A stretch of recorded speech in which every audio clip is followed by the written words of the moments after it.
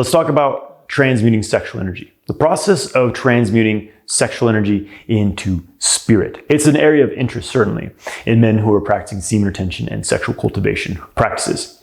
But the truth is that there's a lot of misinformed people out there. There's a lot of guys out there preaching semen retention who have no clue what they're talking about. They definitely don't have a comprehensive practice in place. It's kind of just like, yeah, just don't ejaculate and like, you know, you're good. It's a little more involved than that because there are certain processes in the body, especially the energy body and the nervous system, that must be put in place. Well, first of all, to get the highest benefits of semen retention, and I could say even to do semen retention in a way that is actually sustainable and that you will be able to avoid side effects like insomnia, irritability, blue balls, anger issues, ego issues, all these things, all right? Let's break it down. And of course, my model is coming from Taoist cultivation practices, which I've spent over a decade, studying with many, many teachers, studying in depth in several systems of Taoist cultivation. I studied Tantra, I've studied yoga, other systems, but the Taoist practices to me were the most comprehensive, really had like a solid roadmap of like, what the hell is actually happening here? How do I do this at a practical level without having to like live in a cave, still live a modern lifestyle? If you're enjoying the content, make sure you subscribe to support the channel and get my free ejaculation control course through the link in the video description below. So first of all, hopefully you're familiar with the model of Jing, Qi, Shen. If not, here's a very super basic breakdown. Basically, when people talk about energy, life force, prana, chi, it's a very vague statement. You're like, okay, well, energy, everything's energy. Yeah, we know that. But like, it exists in different forms and it exists in different vibratory states. When it's at its most dense state, very close to physical matter, that's Jing. And the metaphor here is taking the example of water. It can exist in different forms. It can be ice. It can be liquid. It can be a gas. So Jing is the life force, we could say, in the state of ice, as it would correlate to water. Qi is kind of an intermediary between Jing and Shen, and it has a very fluid-like quality to it. It moves through the channels. It moves in different ways. There's, of course, different types of Qi. There's 5-element Qi, there's yin-yang Qi, there's a lot of different ways it's expressed. But Qi is an intermediary, often very related to our emotions. It's the tangible sensations you feel in your body when you're doing Qigong, and it's a type of information that is easily transferable, we could say. So Qi is like, again, it's the liquid state in this metaphor of water. And then there's Shen. Shen is consciousness or spirit. And and the metaphor here is that it is the vapor form of water. So it's very ethereal. It's not tangible. It's not something you can grab or touch. I mean, really, Jing and Qi aren't super tangible, but they can be felt. Whereas Shen is something more that's experienced. Sometimes it's correlated to sound, clear light.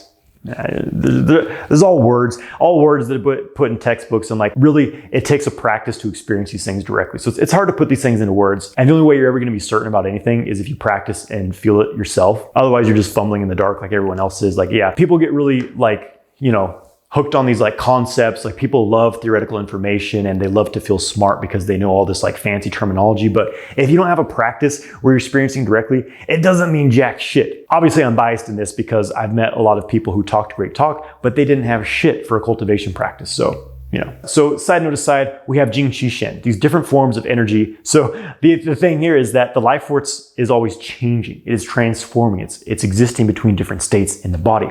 Now, we could say that one of the highest levels of transformation is to be able to move from something being physical to something being energetic or at an even higher ethereal vibration, and at the same time being able to step something down from this ethereal Shen level into Qi and into Jing. And this is what the process of Taoist internal alchemy is really focused on. But on a practical level, since we're talking about sexual energy here, what is the process of transmuting the sexual energy, of transforming this base level sperm and sexual desire, that drive to spend too many nights out at the club trying to pick up the girl you would never bring home to your mother, the drive to spend 3 hours sitting in front of Pornhub trying to pick just the right video till you finally shoot your wad and then wonder, what the hell am I doing with my life? So it's a potent drive.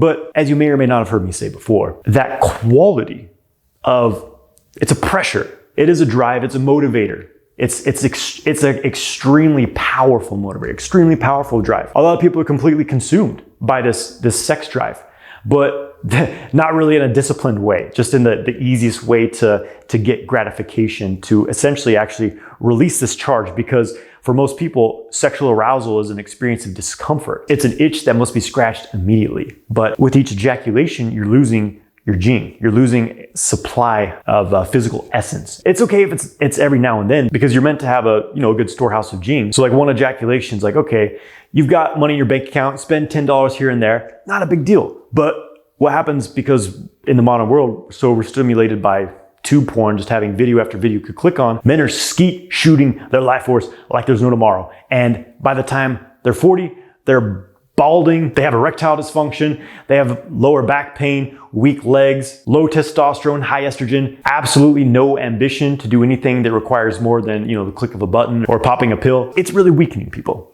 We can agree on that. So the whole thing with sexual kung fu and this process of transmuting sexual energy is that we want to take some of the qualities of that sexual energy and refine them so we can use them for what we really want to. What do I mean by that? Well, again, this quality of extreme drive to do something, this extreme mobilizing force. It's like you take that quality and then kind of polish off the hentai and the incest porn and and the Tinder dates that made you have to go to the doctor for an STI test afterwards. And what we're left with is this beautiful, radiant energy of pure desire, pure motivation, pure vitality. And obviously an important part of this is you're not ejaculating frequently. Like you can't really build up and transmute this energy when you're just ejaculating every day. But at the same time, you don't need to go 5 years without ejaculating. Like initially, the initial phase where you have been skeet shooting every day for years, yeah, it's important to go as long as you can to really, really rebuild the vitality. But when you've been doing this for 5 or 10 years, like you get your vitality back, it's not as big of a deal if you ejaculate, once a month or something like that. Like in fact, it won't even make a difference in the process. But basically, you cannot be a frequent ejaculator and do this sexual transmutation process. So semen retention is a must. And now you can reshape it. You can now direct that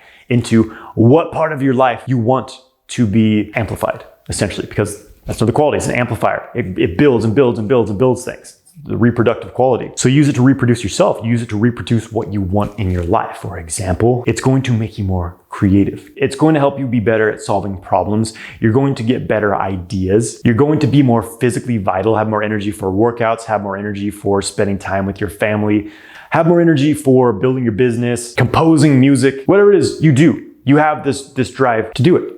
But that level of transmutation isn't even, we could say, it's not even a level of spiritual transmutation. We could say that's just the chi. Chi is this, again, it's this energy that you can put into different places, and it's like a fuel for your stove, we could say. But this first level of transformation, jing to chi, is what's happening here. We're taking this raw jing desire energy that wants to be expressed down and out, ejaculate out, reproduce, get out of us essentially and go somewhere else. We're bringing it up. We're cooking it. And this is part of the Taoist alchemical process. The cooking process happens in a few different ways. Number one, working with the Dantian is an important part here because the jing itself, the sexual energy itself, becomes a component, one of the ingredients we could say to creating the Dantian, the elixir field, which is this energy center in the lower belly. And then once the Dantian is established, you can start to cook the sexual energy.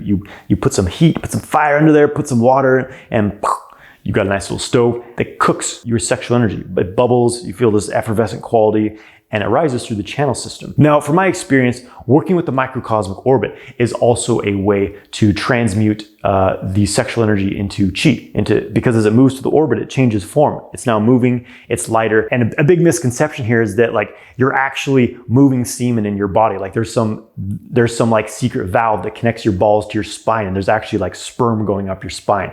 And people use the word ejaculate. This is complete nonsense. There's no physiological process for that to happen. Your sperm is never moving out of, the actual sperm pathway. Testicles, epididymis, vas deferens, whatever the hell it's pronounced. Seminal vesicles, prostate, out the penis. Skeet shoot. But what you are moving is the essence of that semen. So the jing starts to move, this thick energy. As you really circulate it, transforms into chi. And that's what you can bring to anywhere in the body you want to. You want to enhance your clarity of thought, your thinking, bring it up into the head, the brain, re-nourish the brain. You want to enhance the function of one of your organs, draw it there. You want to exchange it with your partner, you circulate it between both your microcosmic orbits, baby. Oh, that's the real fun part. So to do this, you've got to have, you've got to establish some kind of pathway in your body. You got to open up your microcosmic orbit. There's other channels you can work with as well. Any of the 8 extraordinary meridians work well for circulating sexual energy, but the microcosmic orbit's the easiest. It's the most direct. So you do some Qigong practice, you do some sitting, microcosmic orbit meditation type practice, and it will start to open this pathway. You start to wear a channel, so to speak, wear a path in this channel that you're not used to. It's always going because you wouldn't be alive if it wasn't. But what you're not used to is having your sexual energy connected to it, because for most men, their sexual energy only wants to ejaculate outwards. And so then you start to wire your genitals into that energetic pathway, microcosmic orbit, microcosmic orbit. And when you're doing Dantian work, the Dantian and the microcosmic orbit become quite integrated, because the Dantian actually functions at kind of more advanced levels of practice, but even basic levels of practice in some systems. The Dantian functions as an engine and a battery for your channel system. So you bring the sexual energy into the Dantian in your daily Neigong practice, and then in the Dantian, the Qi crystallizes, it becomes thicker, more dense, and you can move that through your microcosmic orbit, and then you've really got some juice going. But now let's talk about the process of transmuting this raw energy into spiritual energy, sexual energy to spiritual energy. And that's where things get a bit more advanced, and there's going to be different realms of thought on this. My own experience with this is that it requires working in the core channel, the Chongmai. You can certainly light up the upper centers with the microcosmic orbit alone, but there's certain alchemical processes that take place within the central channel that tend to really cause this cooking of the Jing, this cooking, this refining, so that the Jing is transformed into Qi, the Qi is transformed into Shen. And traditionally, the energy centers, the three Dantian, lower Dantian, middle Dantian, upper Dantian. Some systems put the middle Dantian in the solar plexus. Some systems put a Dantian in the throat. There's many different systems of energetic cultivation. Which one do you choose? Whatever one works for you. You can, I've tried many different ones, and I've kind of actually put bits and pieces of different things together to really make things work for me. Because, a lot has been lost from these ancient paths over thousands of years. Look what's happened to the Bible, you know what I mean? So you can only imagine what's happened to some of these other systems as well. But there is some bits intact. You just got to find a good teacher. The method that I learned that has been the most powerful for me in this specific process is called Kan and Li, which is water fire alchemy. So with Kan and Li practice, essentially what you do is that you collect both the yin and yang essences of your body. You got to create strong polarity. And these are symbolized by the Kan and Li, the water fire trigrams in the Taoist system. And you actually invert fire and water within the core channel. So you collect the fire energies in the heart center, you collect the water energies in the perineum, which is the storehouse of Jing. So it's kind of Jing, Qi centers. And then you invert the placement of these energies so that, because fire wants to rise up and disperse, water wants to sink down, and the elements become dispersed, we lose our Qi. So we invert, we put the fire underneath the water, and it creates this cooking effect. So now water's dropping, fire's rising, and they're neutralizing each other, creating a steam, a third force. And this has the effect of creating Yuan Qi, original, neutral, unconditioned Qi, which is incredibly nourishing for us. And this cooking process also creates this steaming up the core channel, opening up the core channel, bubbling through blockages, and we're bringing more sexual energy into it, cooking the sperm, cooking the sexual energy, and it bubbles up to the crown, activating the higher energy center. So this is the Niwan point, this upper Dantian center, the crystal palace. And some Taoist texts, they use the imagery of, it's like the steaming creates these clouds, these purple clouds in the crystal palace in the upper Dantian that starts to rain down this fluid, this other force. You get this secretion of saliva. Sometimes you get like a nice sweet taste in that saliva from this process. And making my head buzz just talking about it. And that's just the base level. That's the what's known as lesser Kan and Li practice, kind of the basis of internal alchemy. But as you progress through various stages of practice, you start coupling these polarized energies in the various energy centers, middle Dantian, upper Dantian. It's the work in the upper Dantian that creates a very profound transformation of consciousness. And this raw sexual energy, the Jing, is transformed into spirit. It's transformed into a higher consciousness, a deeper awareness. You could say your spiritual body becomes stronger and you become more attuned to the spiritual realms. You become more intuitive. You start to form a very different perception of life and the universe and the reality that you live in. You start to perceive varying dimensions of experience stacked up on top of each other, or rather nesting within each other like spheres, or like those Russian dolls. So it's hard to put these things into words, but I will say this. When I started working on this level of transmuting energy into Shin, it's better than drugs. It's better than psychedelics. And I would spontaneously have these just crazy, mind-blowing experiences. Sometimes there's subtle things like you see, flashes of white or golden light in your vision when you're sitting in a dark room. Sometimes you receive random or sometimes relevant information. Like one time I'm meditating in the park, I'm doing this alchemical process in my upper Dantian, and all of a sudden this like voice comes in my mind. I hear the words, the sorcerer's last words. And I'm like, okay, that's interesting. I look it up and there's this book. It's like a children's kind of fairy tale book called The Sorcerer's Last Words. And I read this book. It was about this medieval alchemist and his teacher was killed by the king who wanted him to make him gold. And the teacher was saying, oh, it's actually consciousness instead. That's the real gold. And the king kills him. And then his apprentice, he's pissed off at the king. He gets his teacher's book and is like studying all this, alchemical magical practice. And he develops these phenomenal, crazy, Jedi powers. He's making people set on fire just with his chi power, but the karma catches up to him. This enchanted broomstick comes to like take him out, and then his master reappears and everything's redeemed. But kind of the moral of the story was like, be careful about power and like what you perceive as true value.